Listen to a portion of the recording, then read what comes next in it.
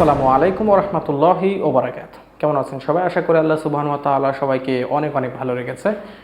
তো আজকের এপিসোডে যে প্রশ্নের উত্তর দেব সেটা হচ্ছে, পৃথিবীতে এত ধর্ম কেন, যেখানে স্রষ্টা আমাদের সবারই এক? স্রষ্টা তো কখনো চাইবেন না পুরো পৃথিবীতে ধর্মের এত বিভেদ সৃষ্টি করে মানুষের মাঝে দাঙ্গা হাঙ্গামা সৃষ্টি করতে। স্রষ্টা তো আমাদের সবারই এক এবং তার পাঠানো ধর্মেও একটি হওয়া উচিত ছিল, কিন্তু পৃথিবীতে এত ধর্ম কেন আমরা দেখতে পাই? প্রায় ৪,৫০০-এর বেশি ধর্ম। হয়তো কিছু কিছু ধর্ম আছে একেবারে হাই র্যাঙ্কে, যেমন খ্রিস্টান ধর্ম, ইসলাম, হিন্দু, এরকম কয়েকটা ধর্ম আছে হাইস্ট লেভেলে। তবে যদি পুরো ওভারঅল পৃথিবীতে ধর্মের সংখ্যা চিন্তা করি, প্রায় ৪,৫০০-এরও বেশি। তাহলে এত ধর্ম কেন, যেখানে আমাদের স্রষ্টা সবারই এক এবং আমরা সবাই এই একটা কথাই বিশ্বাসী যে আমি আপনি যে ধর্মেরই অনুসারী হই, আমাদের উৎপত্তিস্থল এক, আমরা সবাই এক স্রষ্টারই সৃষ্টি, কিন্তু আমাদের বিশ্বাসটা হচ্ছে ভিন্ন ভিন্ন। তাহলে এত ধর্ম কেন, কিভাবে আসলো?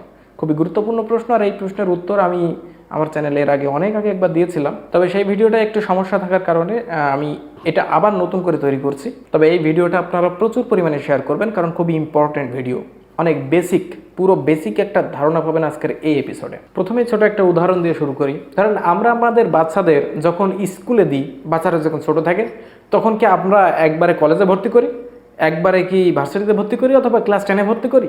না, আমরা এই বাচ্চাকে প্রথমে ক্লাস 1-এ ভর্তি করি। প্রথমে ক্লাস 1, কারণ কি? কারণ ক্লাস 1টা হচ্ছে তার যে মেধা, যে বিকাশ হয়েছে, তার যে ব্রেন, তার যে ধারণ ক্ষমতা, সেই অনুযায়ী তার ক্লাসে ভর্তি করা হয়। প্রথমে ক্লাস 1, এরপরে সে আরেকটু বড় হলে ক্লাস 2, তারপর ক্লাস 3, তারপর ক্লাস 4, এবং এইভাবে আস্তে আস্তে ক্লাস 2, 3, 4, 5, 6, ক্লাস 10 পর্যন্ত যায়। ঠিক একই সাথে সে যে ক্লাসটা চেঞ্জ করছে এরকমটা না, ক্লাসের সাথে সাথে তার পাঠ্য বইটার মধ্যে চেঞ্জ আসে। ক্লাস 1-এর বই আর ক্লাস 2, 3, 4 বই অনেকগুলো পার্থক্য আছে। বেসিক জিনিস হয়তো এক, সব বইগুলোই বাংলা অক্ষরে লেখা, সব বইয়ের মধ্যেই হয়তো কিছু কমন জিনিস আছে, তবে যখন উন্নত হয়, তার ব্রেন উন্নত হয়, তখন যে বাচ্চাটা আস্তে আস্তে বড় হয়, তখন কিছু নতুন জিনিস ইনক্লুড হতে থাকে, কিছু নতুন সাবজেক্ট ইনক্লুড হতে থাকে।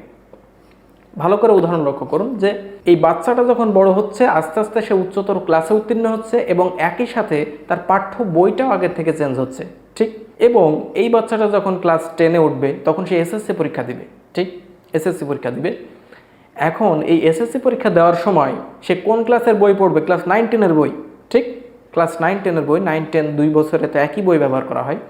তো এই যে ক্লাস 10-এর বই, এই ক্লাস 10-এর বইটাই কিন্তু তাকে পড়তে হবে যদি এসএসসি পরীক্ষায় তাকে পাশ করতে হয়। এই বাচ্চা যদি বলে, এখন সে আর বাচ্চা নেই, অনেকটা যুবক বালক হয়ে গেছে, এখন এই স্টুডেন্ট যদি বলে যে আমি ক্লাস 10-এর পরীক্ষা দেব, এসএসসি পরীক্ষাটা দেব ক্লাস 2 অথবা 3-এর বই পড়ে, ক্লাস 2 অথবা ক্লাস 3, এই দুইটা ক্লাসের বই পড়ে আমি পরীক্ষা দেব।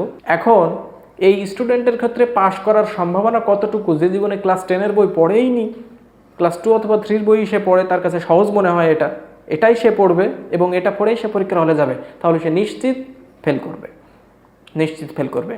ক্লাস 10-এর পরীক্ষায় দিতে হলে, এসএসসি পরীক্ষায় পাশ করতে হলে ক্লাস 10-এর বই তাকে পড়তে হবে। এই যে ক্লাস 1 থেকে 10-এর যে স্টেপগুলো, এই স্টেপগুলো যদি আমরা বৃহৎ আকারে চিন্তা করি, পুরো মানব জাতির ক্ষেত্রে চিন্তা করি, পুরো ওভারঅল মানব জাতি, এখানে আমরা দেখতে পাই যে এখনকার যে মানুষ, তারা অনেক উন্নত, মেধাশক্তি, চিন্তাশক্তি, টেকনোলজি, বিজ্ঞানের দিক থেকে অনেক উন্নত হয়ে গেছে, অনেক। কিন্তু আজ থেকে যদি 10,000 অথবা 20,000 বছর আগের কোনো মানুষের কথা চিন্তা করি, সেই সময় মানুষ কেমন ছিল? মানুষের বুদ্ধিমত্তা কেমন ছিল? মানুষের মস্তিষ্ক কেমন ছিল? নিম্ন, লো লেভেল। তখন মানুষ এত উন্নত ছিল না। তাই আমাদের যে স্রষ্টা, আমাদের এই মুহূর্তে 2020 সালে আমরা যত মানুষ আছি, এই মানুষের যে স্রষ্টা, ওই 10,000 মানুষ আগেরও সেই একই স্রষ্টাই ছিল। আর এই যে বললাম যে স্টুডেন্ট যখন উন্নততর হয়, তখন তার ক্লাসের পাঠ্য বইটাও আরও কিছু ইনক্লুড হয়, নতুন হয়, আপডেট হয়। স্রষ্টাও ঠিক একই সিস্টেম ব্যবহার করেন, আল্লাহ সুবহানাহু ওয়া তাআলা ঠিক একই সিস্টেম ব্যবহার করেন। আজ থেকে 10,000 বছর আগের মানুষ ঠিক ওই ক্লাস 1-এর স্টুডেন্টের মতো ছিল। তাদের মেধা আর উন্নততার দিক থেকে তারা অনেক লো ছিল এখনকার মানুষের থেকে। তাই ওই সময়ে মানুষের দিক নির্দেশনাগুলোও কম প্রয়োজন হতো, কারণ সেই সময় অপরাধের ধরনগুলো ছিল কম, জীবন ব্যবস্থাটা ছিল ছোট। তাদের ক্ষেত্রে ইনস্ট্রাকশন ম্যানুয়াল বা দিক নির্দেশনা, যেটা আল্লাহর পক্ষ থেকে আসে, গাইডলাইন, এটা ছিল ওই সময়ের উপযোগী। তো সেই সময়ের যে মানুষ, সেই মানুষের উপযোগী করে এই ইনস্ট্রাকশন ম্যানুয়ালগুলো বা ধর্মগ্রন্থগুলো আল্লাহ সুবহানাহু ওয়া তাআলা পাঠিয়েছেন সেই সময়ের নবীদের মাধ্যমে। সেই সময়ের নবীদের মাধ্যমে সেই সময়ের মানুষকে শিক্ষা দেওয়ার জন্য, দিক নির্দেশনা দেওয়ার জন্য, ডিরেকশন দেওয়ার জন্য আল্লাহ ধর্মগ্রন্থগুলো নাজিল করেছেন। এবার যখন মানব জাতি আরও সময় অতিক্রম করে সামনের দিকে অগ্রসর হলো, আরও উন্নত হয়েছে মানুষ, আরও উন্নত হয়েছে, অপরাধের ধরন বেড়েছে, দিক নির্দেশনাগুলোর প্রয়োজন বেড়েছে, জীবন ব্যবস্থার মধ্যে পরিবর্তন এসেছে, তাই মানুষ কোনটা করবে কোনটা করবে না এই ইনস্ট্রাকশন ম্যানুয়ালটারও আপডেট করার প্রয়োজন হয়েছে। হ্যাঁ, ঠিক ওই ক্লাস 1 থেকে 2 এর বই পড়ার মতো। যখনই মানুষ উন্নত হয়েছে তখন আল্লাহ আবার নতুন ইনস্ট্রাকশন ম্যানুয়াল পাঠিয়েছেন। নতুন ইনস্ট্রাকশন ম্যানুয়াল পাঠিয়েছেন একজন আপডেট নবীর মাধ্যমে। আগের যে কিতাবটা ছিল সেই কিতাবের থেকে এটা আরও আপডেটেড, আরও নতুন নতুন দিক নির্দেশনা সম্বলিত একটা কিতাব। এইভাবে যুগে যুগে মানুষ উন্নত হয়েছে এবং একই সাথে নতুন কিতাব আর নতুন নবীও আল্লাহ পাঠিয়েছেন। আপডেটের পর আবার আপডেট। এই যে নতুন কিতাব পাঠানো, এই নতুন কিতাব পাঠানোর পেছনে আল্লাহর আরও একটা কারণ আছে, সেটা হচ্ছে মানুষ এই কিতাবগুলোকে বিকৃত করে ফেলে। মানুষ এই কিতাবের মধ্যে কিছু যোজন বিয়োজন করে নিজের ইচ্ছা মতো এবং যুগের সাথে তাল মেলানোর জন্য। যেসব ধর্মগুরুরা আছে তারা নিজেদের মতো করে ধর্মগ্রন্থের মধ্যে পরিবর্তন এনেছে আর মানুষকে বুঝিয়েছে যে হ্যাঁ, এটা আল্লাহর পক্ষ থেকে, স্রষ্টার পক্ষ থেকে এসেছে। আর এদেরকে হুঁশিয়ারি দিয়ে, যারা নিজের হাতে এই কিতাবগুলো লিখেছে তাদের হুঁশিয়ারি দিয়ে আল্লাহ পবিত্র কোরআনে বলেছেন, সূরা আল বাকারা অধ্যায় নম্বর 2 আয়াত নম্বর 79, আল্লাহ বলছেন, দুর্ভোগ সেই সমস্ত মানুষের। আল্লাহ এখানে কঠিন হুঁশিয়ারি দিয়ে এই সমস্ত মানুষকে বলছেন পবিত্র কোরআনে সূরা আল বাকারা অধ্যায় নম্বর 2 আয়াত নম্বর 79, আল্লাহ বলছেন, সেই সমস্ত মানুষের কপালে কঠিন দুর্ভোগ যারা নিজের হাতে কিতাব রচনা করে এবং মানুষকে বলে যে এটা আল্লাহর পক্ষ থেকে এসেছে।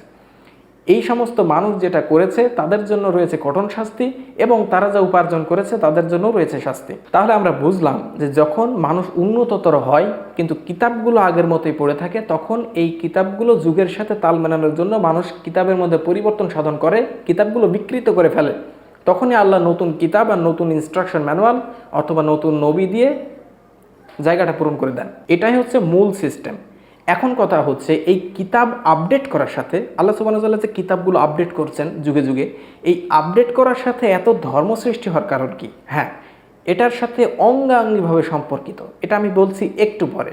এর আগে আরেকটা কনসেপ্ট আপনাদের দিই যে মানুষ যখন আল্লাহর পাঠানো কিতাবগুলো বিকৃত করছে, যদি এখন পবিত্র কোরআনে কেউ একটা অক্ষর পর্যন্ত, একটা নোক্তা, জাস্ট একটা অক্ষর যদি কোরআনের মধ্যে কোথাও কেউ পরিবর্তন করে, সাথে সাথে হাজার হাজার লক্ষ লক্ষ হাফেজ, কোরআনের হাফেজ কিন্তু সেটা ধরে ফেলবে। কোরআনের মধ্যে এক ফোঁটা পরিবর্তন আনার কোনো সিস্টেম নেই। কিন্তু সেই সময়ে মানুষ যখন এই কিতাবগুলো পরিবর্তন করেছে তখন আল্লাহ কেন কিছু বললেন না? আল্লাহ কেন এগুলোর হেফাজত করলেন না? কারণ আল্লাহ ভালো করে জানতেন যে এই কিতাবগুলো বিকৃত হবে, কিন্তু আল্লাহ চাননি যে এগুলো অবিকৃত অবস্থায় থাক। কারণ কি? কারণ এরপরে আবার আপডেট ভার্সন আসবে, এটা আল্লাহ আগে থেকে জানতেন যে এরপরে আবার আপডেট ভার্সন আসবে, সুতরাং এটা বিকৃত হোক বা না থাক তাতে আল্লাহর কিছুই না। আল্লাহ এই পৃথিবীর বুকে যে ধর্মগ্রন্থটা অবিকৃত রাখতে চেয়েছেন সেটা হচ্ছে পবিত্র কোরআন, সর্বশেষ এবং চূড়ান্ত কিতাব। আল্লাহ পবিত্র কোরআনে বলছেন সূরা হিজর অধ্যায় নম্বর 15 আয়াত নম্বর 19, আল্লাহ বলছেন যে পবিত্র কোরআন আমি নিজে নাজিল করেছি এবং আমি এর সংরক্ষক। অর্থাৎ পবিত্র কোরআন সংরক্ষণ করার দায়িত্ব আল্লাহ সুবহানাহু ওয়া তাআলা নিজে নিয়েছেন। পৃথিবীর অন্য কোনো কিতাব, এর আগে যত কিতাবগুলো এসেছে তার একটা কিতাবও আল্লাহ নিজে সংরক্ষণ করার দায়িত্ব নেননি, একমাত্র পবিত্র কোরআন বাদে। আর আপনারা খুব ভালো করে দেখতে পাচ্ছেন যে কোরআনের মধ্যে একটা ভুল যদি কেউ করে, একটা অক্ষরকেও পরিবর্তন করতে চায়, আল্লাহ সাথে সাথে সেটা পাকড়াও করবেন তার হাফেজদের দ্বারা। তাই সেই সময় কিতাব বিকৃত করেছে মানুষ এবং আপডেট নবী এসেছে। এখন কথা হচ্ছে এত ধর্মমত সৃষ্টি হলো কোন জায়গা থেকে?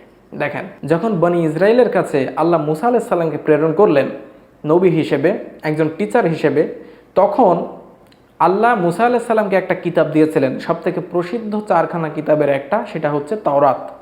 এই তাওরাত কিতাব যখন আল্লাহ মুসা আলাইহিস সালামকে দিলেন তার কওমকে সঠিক পথ দেখানোর জন্য, কিছু লোক এই তাওরাতের উপর বিশ্বাস স্থাপন করেছিল, মুসা আলাইহিস সালামকে নতুন নবী হিসেবে মেনে নিয়েছিল।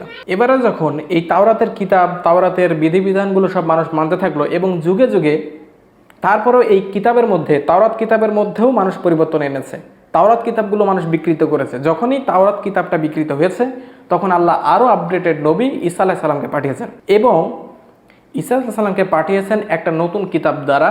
এই কিতাবটা হচ্ছে ইনজিল। 4টা প্রসিদ্ধ কিতাবের মধ্যে একটা হচ্ছে ইনজিল। আগে ছিল তাওরাত, এবার ঈসা আলাইহিস সালামকে আল্লাহ দিয়েছেন ইনজিল। যখন ঈসা আলাইহিস সালাম আসলেন পৃথিবীতে, তখন তিনি হচ্ছেন আগের থেকে আপডেট।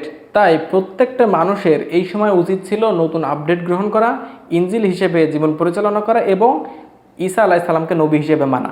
কিন্তু কিছু লোক আগের যে তাওরাত কিতাব পাঠিয়েছিলেন মুসা আলাইহিস সালামের কাছে, সেই তাওরাত বিকৃত তাওরাত, কিছু মানুষ সেই বিকৃত তাওরাত আটকে ধরে রেখেছে এবং কিছু মানুষ নতুন ইনজিলকে মেনে নিয়েছে।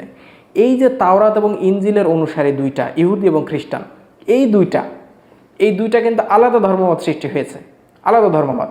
আবার যখন এই ইনজিলটাও যখন বিকৃত হয়েছে, তখন আল্লাহ নতুন আপডেটেড নবী মুহাম্মদ সাল্লাল্লাহু আলাইহি সাল্লামকে পাঠিয়েছেন সব থেকে চূড়ান্ত কিতাব এবং ফাইনাল কিতাব দ্বারা, পবিত্র কোরআন দ্বারা। দেখেন, তাওরাত, ইনজিল, কোরআন, এই যে এগুলো সিরিয়ালে আসছে। কিন্তু এখন কথা হচ্ছে, যদি ইনজিল যখন পৃথিবীতে আসলো, তখন সমস্ত মানুষ যদি ইনজিলকে আঁকড়ে ধরতো, সত্যকে গ্রহণ করত, তখন কিন্তু আগের ধর্মটা পুরো ভ্যানিশ হয়ে যেত। কিন্তু মানুষ সেটা করেনি। কিছু মানুষ নতুনকে মেনে নিয়েছে, কিছু মানুষ পুরাতনকে আঁকড়ে ধরে রেখেছে। এর ফলে সৃষ্টি হয়েছে দুটো আলাদা ধর্মমত এবং এই দুটো ধর্মমতের অনুসারীদের ভবিষ্যৎ প্রজন্ম, পরবর্তী প্রজন্ম একইভাবে চলে আসছে। এই যে আলাদা আলাদা যে ধর্মমতগুলো, মুহাম্মদ সাল্লাল্লাহু আলাইহি সাল্লাম যখন এসেছেন তখনও একই ঘটনা ঘটেছে। কিছু মানুষ মুহাম্মদ সাল্লাল্লাহু আলাইহি সাল্লামকে নবী হিসেবে মেনেছে, ইসলাম ধর্ম গ্রহণ করেছে এবং কিছু মানুষ আগের এই বিকৃত কিতাবের অনুসারী হয়েই আছে। এর ফলে 3টা আলাদা আলাদা ধর্মমত। ঠিক এই সিস্টেমটা পৃথিবীর এর আগে, ওই 10,000 15,000 বছর আগে অথবা 5,000 6,000 বছর আগে যে সমস্ত কিতাবগুলো এসেছিল, যে সমস্ত নবীগুলো এসেছিল, তাদের মধ্যেও ঠিক এই একই রকম সিস্টেম। কেউ আপডেট গ্রহণ করেছে, কেউ আগেরটা ধরে রেখেছে। এইভাবে আলাদা আলাদা ধর্মমত সৃষ্টি হতে হতে প্রায় 4,500-এরও বেশি ধর্মমত সৃষ্টি হয়ে গেছে। কিছু ধর্মমত সৃষ্টি হতে একটু আলাদা ধরনের ব্যতিক্রম ধর্মী কিছু ব্যাপার আছে, যেগুলো না আমি এখন বলছি না, পরে একদিন বলা যাবে। তাই আমাদের সকলেরই উচিত, পৃথিবীতে এখন যেই বসবাস করুক, হোক তার বাসা Bangladesh, America, Bharat, Pakistan, Europe, America, যেখানেই হোক না কেন, তাকে অনুসরণ করতে হবে সর্বশেষ এবং চূড়ান্ত নবী প্রফেট মুহাম্মদ সাল্লাল্লাহু আলাইহি সাল্লামকে এবং মানতে হবে সর্বশেষ এবং চূড়ান্ত কিতাব পবিত্র কোরআনকে। যদি এখন কেউ আপডেট গ্রহণ না করে, তাহলে বিচার দিবসে সেই সমস্ত মানুষগুলি হবে ক্ষতিগ্রস্তদের অন্তর্ভুক্ত। তাই আমাদের কাজ আমরা দাওয়াত পৌঁছানো, সত্যটাকে আমরা প্রচার করে দিচ্ছি, আপনাদের কান পর্যন্ত পৌঁছাচ্ছি, কিন্তু আমাদের কোনো অধিকার নেই আপনাকে জোর জবরদস্তি করে ইসলাম ধর্মে গ্রহণ করানো, কোনো ক্ষমতা নেই। আল্লাহ সম্পূর্ণ এটা হারাম ঘোষণা করেছেন। তাই আমাদের কাজ শুধুমাত্র দাওয়াত পৌঁছে দেওয়া। আমরা শুধুমাত্র সত্যটাকে প্রচার করছি, গ্রহণ করা না করা আপনার ব্যাপার। তবে গ্রহণ করার আগে অবশ্যই অবশ্যই অবশ্যই যাচাই করে নেবেন। আর এখানে একটি উল্লেখ করা বিষয় হচ্ছে, পৃথিবীর আগে, মুহাম্মদ সাল্লাল্লাহু আলাইহি ওয়াসাল্লামের আগে যে পৃথিবীতে যত নবী এসেছে, যত নবী, তাদের প্রত্যেককে আল্লাহ পাঠিয়েছিলেন একটা নির্দিষ্ট সম্প্রদায়ের জন্য। এক এক সম্প্রদায়ের জন্য এক এক নবী, এক এক সম্প্রদায়ের জন্য এক এক নবী। এখানে এই নবী, ওখানে ওই নবী। যখনই এই নবীদের ডেট এক্সপায়ার হয়ে গেছে, যখন সময়সীমা অতিক্রম করেছে, তখন আবার নতুন নবী। এইভাবে যুগে যুগে অনেক নবী রাসূল এই পৃথিবীতে এসেছেন।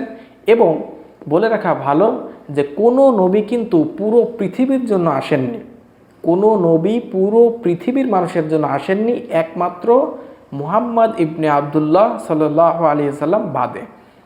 মুহাম্মদ সাল্লাল্লাহু আলাইহি সাল্লাম হচ্ছেন এই পৃথিবীর বুকে একমাত্র নবী যিনি প্রেরিত হয়েছেন পুরো পৃথিবীর মানুষের জন্য, কোনো নির্দিষ্ট সম্প্রদায়ের জন্য না, কোনো নির্দিষ্ট সময়ের জন্য না, একেবারে পুরো পৃথিবীর মানুষের জন্য। এবং কিয়ামতের আগ পর্যন্ত একজন নবী এসেছেন, তিনি হচ্ছেন প্রফেট মুহাম্মদ সাল্লাল্লাহু আলাইহি সাল্লাম।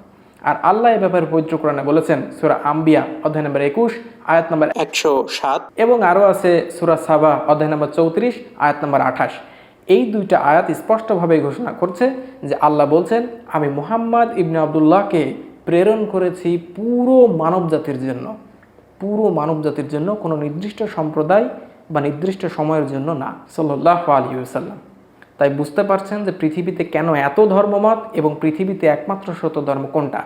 যদি আপনি আমার চ্যানেল নতুন হন, অন্যান্য ভিডিওগুলো দেখুন। এবং আমি বর্তমানে খুব ইম্পর্টেন্ট কিছু টপিক নিয়ে আলোচনা করেছি, যে ভিডিওগুলোর লিঙ্ক এই ভিডিও ডিসক্রিপশন বক্সে এবং নিচের কমেন্ট সেকশনে চলে যান, প্রথম কমেন্টে প্রোভাইড করা থাকবে। সেগুলো দেখুন, ইনশাআল্লাহ ধর্মের বেসিকগুলো জানতে পারবেন। দেখা হচ্ছে পরের কোনো এপিসোডে ইনশাআল্লাহ। ততক্ষণ আল্লাহ সবাইকে শান্তিতে রাখুক। আসসালামু আলাইকুম ওয়া রাহমাতুল্লাহি ওয়া বারাকাতুহু।